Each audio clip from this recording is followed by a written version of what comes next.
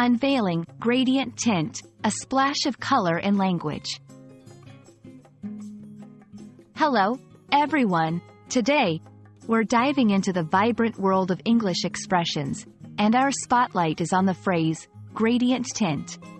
This colorful term may sound a bit technical at first, but by the end of this video, you'll be using it like a pro. Let's start with the word gradient. In its most general sense, a gradient refers to a gradual change or transition from one condition to another. This term is often used in various contexts, from science to art.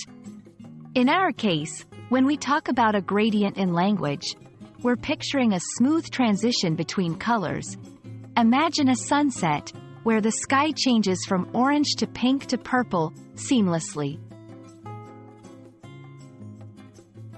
Moving on to tint. A tint is a slight or delicate variation in tone or color. It's like adding a drop of white paint to a color to make it lighter. So, when we say tint, we're often referring to a subtle or light shade of a color.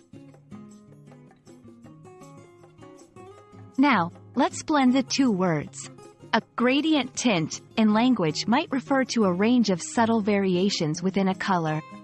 But it can also be used metaphorically to describe a situation where there is a gradual transition or change in quality, such as mood, opinion, or strength.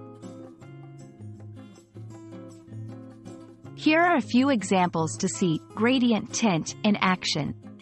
The sky had a beautiful gradient tint at dawn, shifting from a soft peach to a warm lavender. The debate showcased a gradient tint of opinions, from strongly in favor to mildly supportive. And that brings us to the end of our colorful journey.